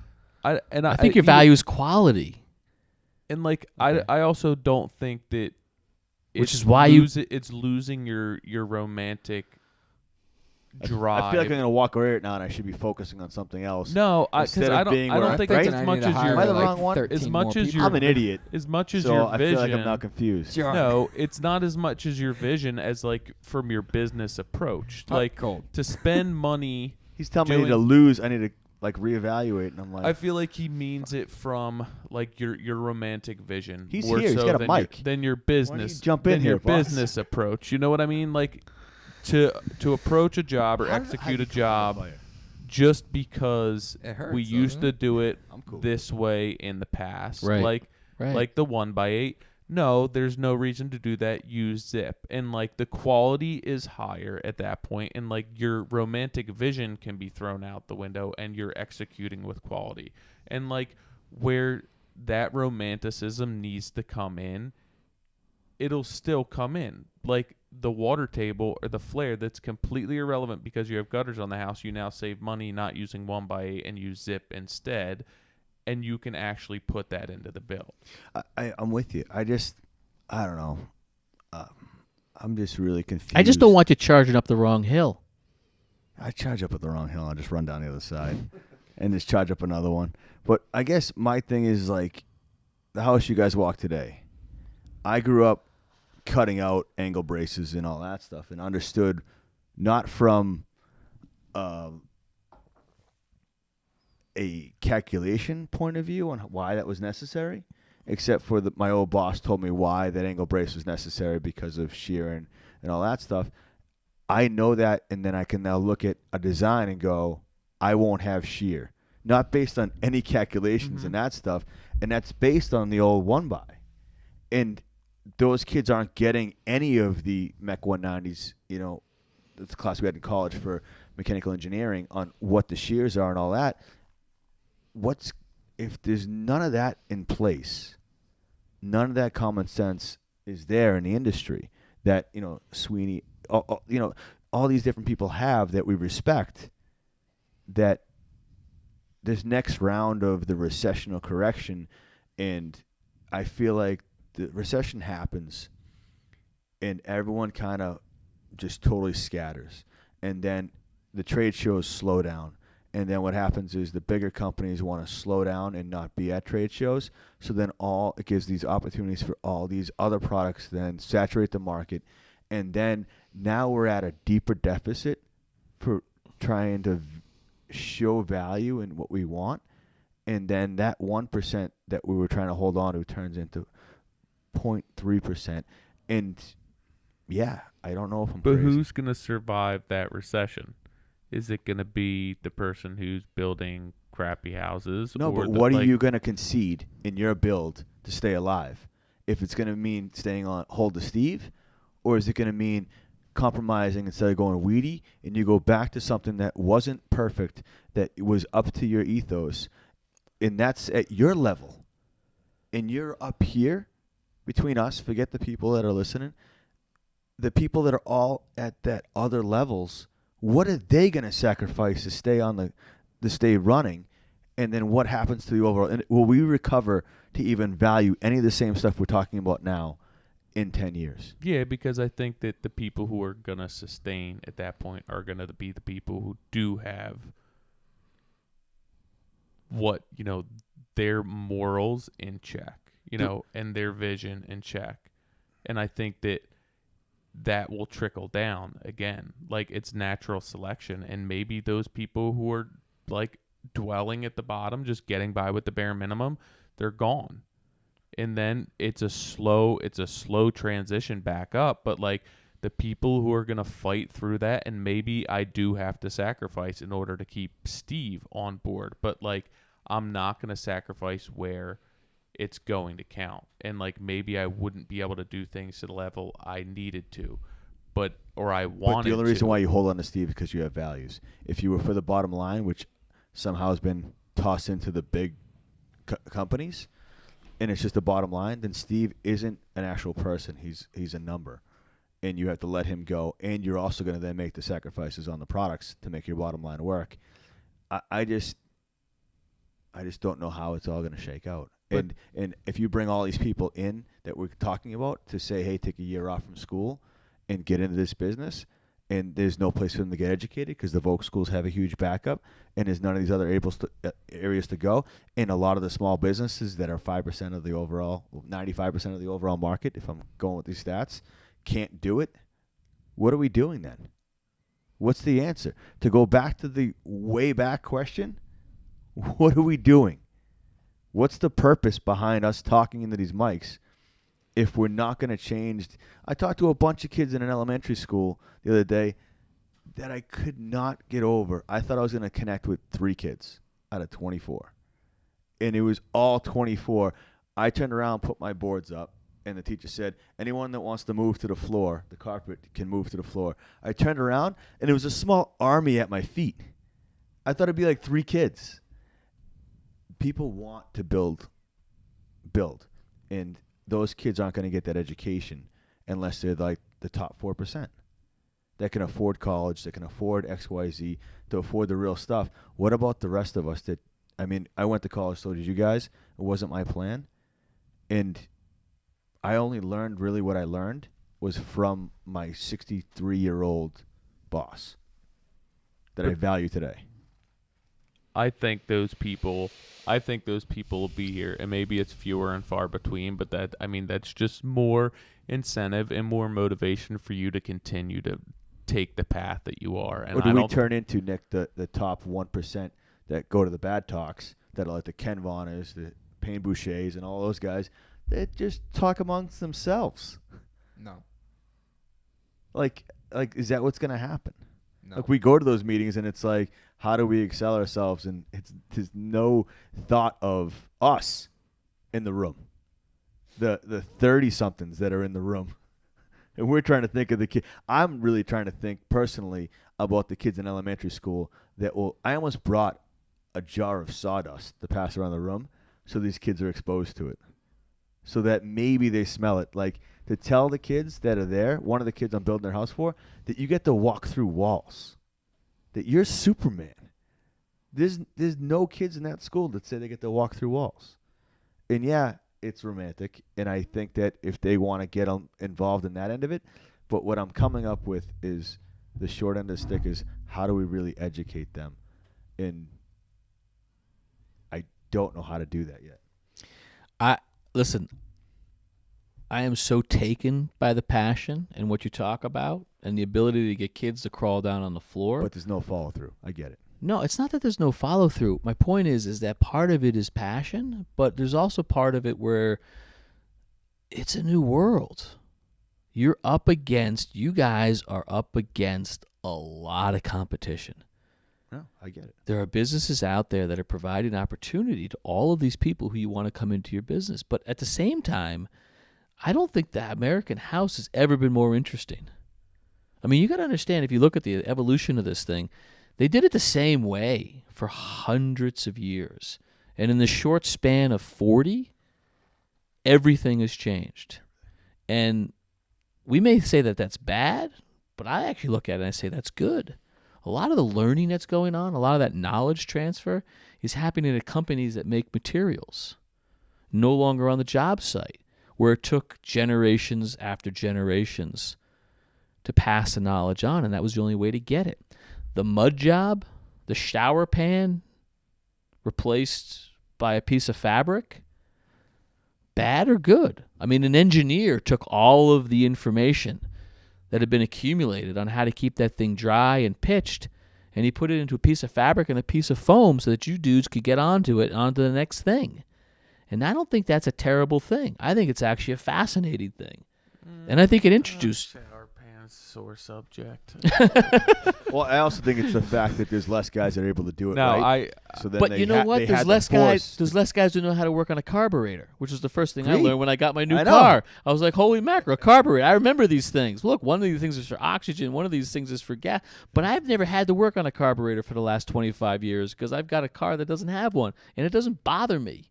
I like it better. My wife doesn't call me from the side of the road, and the thing doesn't, crap out on me when I'm on Block Island driving around. I love getting under the hood and messing with it when I had a couple beers and I called As a them hobby. As a hobby. Yeah, I'm with you. I expect the other thing day to day. You know how many people take our career as a hobby? You don't have that stat? I thought you had stats.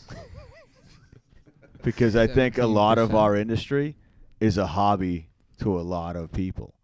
They do it in their garage. They do it on weekends. They love watching on TV where it doesn't make any sense. But we do it for a living. And what we do and spend endless hours, and clients spend tens of hundreds of thousands of dollars to make the real photos that inspire all the DIYers. I think we got to come up with a school that really educates. I look at the big picture like, yeah, you can say trusses are a huge time saver. I think they were created as a necessity because less and less people know how to cut a roof. I think certain things. Fewer and fewer people. Yeah, whatever you want to say. I didn't excel in English. That's simple. I don't write blogs. John, I think if we had the answer as to how we fix this, We do. We just don't have the time to put into it. we don't or have the effort answer. or the money. I mean, it's something To that really solve it. everyone is working on. I think you're all doing way more than you know. I really do. And Agreed, and that's what I'm and- getting at, is that having these conversations and talking about this and working it through and getting John riled up that's how we're educating, But that's how we're inspiring people. I mean, people are going to listen to this episode as well as everybody, this episode specifically, and they're going to feel inspired, and they're going to relate to you. They're going to relate to you. They're going to relate to maybe not Ryan, but Tyler. But I think that this is all good and this is necessary, and I think especially, a lot of the guests appease us or are very diplomatic as to what we're saying, and I think bringing this to the Kukin Brothers show on November 8th courtesy. in Mahwah, New Jersey with what's your name? Johnny Horahan. What's your name? Nick Schiffer. What's your name? Ryan Mulkey. What's your name? Kevin O'Connor. Plug shameless. No, but all kidding aside, I think that this is going to be a good conversation for that show because we are thinking in a narrow mindset. We have the blinders on, and I think that what Kevin's going to bring up at the discussion, I think, is going to get the wheels spinning to kind of explore different routes as to how we can change the industry. And I don't, my eyes are open that it doesn't necessarily have to be only through executing at the levels that we want to be executing, because we don't need to be executing at this level. I think there's other paths that we can approach this that may have a more successful rate, a better return for us. I just feel like, I don't know, I'm more disappointed the more this conversation goes on. Thanks, Kevin. You can come back anytime. Yeah. I mean, I did the Skills USA this past year where I did the judging, and I was completely disappointed by that whole system. I hope they're listening because you pack 12 kids into an auditorium instead of being outside, and then you time them, and you try to get 12 tasks done. I watched 12 kids. One kid dropped out, A, because his blade was in the wrong way, and he got to that. He was one of the finalists. But B, the kid that was running the charge that got the most stuff done, he wasn't in it to get 5 tasks done at 100%. He was trying to get all 12 tasks done, even if it sacrificed the other tasks. These are the 12 best kids that came out of Massachusetts. It's all for the wrong reasons. Tyler was trying to take us out on a high note. It's all the reasons why we say what we say, but yet you're gonna have to break these kids. Even the best kid that was in that group, you have to break him of a habit that he's been taught by a system that's supposed to be bringing these kids into the industry. But that's where you come in. Hire 2 more and do it.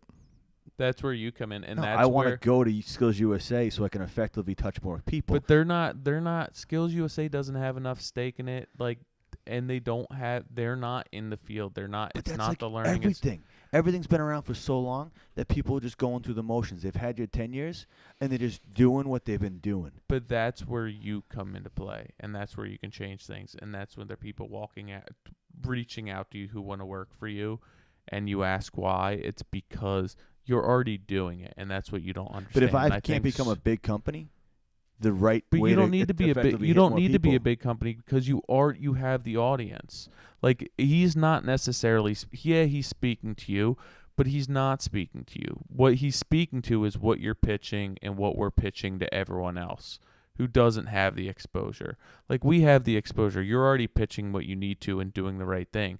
But at the same time, maybe what we're pitching to 70,000 or 80,000, 70,000, 40,000, whatever it may be, maybe we need to be pitching something that's broader, more encompassing to everyone else that reaches more people, not just our, little bubble of what we see.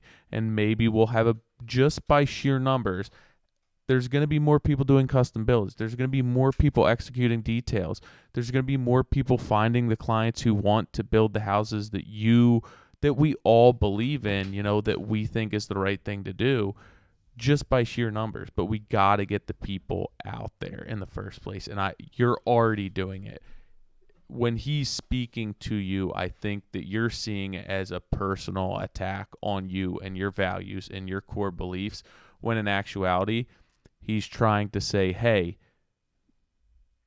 you're putting this message out to everyone else, and we're limiting our exposure. Like, we're limiting our reach because we have such a narrow, I don't want to say mindset because it sounds bad, but like, we're targeting a niche customer, and not everyone is that niche customer. And if we want volume, kids coming out, like, at the end of the day, we want volume. And maybe we don't want volume-based work, but we got to get volume out, and then we can weed through it if we have that opportunity. Is that the good end note? So November 8th in Mahwah, New Jersey. We'll continue this conversation. Yeah. Yeah. I don't know if we can release this. Might have to get a check. I need to get my blood Can I pressure get a checked. deposit? I just jumped from this old house to this old spec builder. I'm going to have to run this through the sensors. Uh-oh. Well, as always, guys, we appreciate you listening. You can find us on all of the podcast channels. Instagram, Modern Craftsman. You know what? What I need you guys to do is I need you guys to chime in. Okay? Email us, DM us. Really jump on board or get off the horse with what we're doing. And if you back us or if you agree with some of the ideas that were tossed around in the podcast, if you have better stats than Kevin, we'd like to see them. So email us at info@themoderncraftsman.org or hit us up through DM on IG. Ryan, how can we find you? At Kuken Brothers, at KUIKEN. All right, what else other than Instagram? Because Instagram's going to be obsolete in 2 years. KukenBrothers.com webpage. Do you have an landing. address? Cell phone. Do you have like a brick and mortar building? We do. We have 8 stores, northern New Jersey, You can southern find New them on York, the and new one website. coming up in Newark, New Jersey as well. Ooh, Man. big time. You find all them. Google, website. Yellow pages. No, we're out of Yellow Pages. Okay, sorry. Kevin, what's your handle on Instagram? Kevin O'Connor, TOH. What's your address? And Not only am I not going to tell it, but you're all going to have to forget it so you never come home again. Like the Zap Men us. in Black. Yes. That's it. Zap, bang. No, actually, you guys can come back anytime you want, just above the garage. Don't go to the house. Dinner's up here next time. John's definitely hiding in your bushes and waiting for you to come out in the morning. I'm letting air out of those tires tonight before I leave. It's gonna put gunk in my carburetor. All right, guys. I don't want him to have a health event because of me. No, that'd be good. Is it always like this? No. No. Man, sorry. I usually get fired up here and there. Yeah. All right, guys. Appreciate you listening. We'll see you guys in New Jersey. Thanks. Thank you.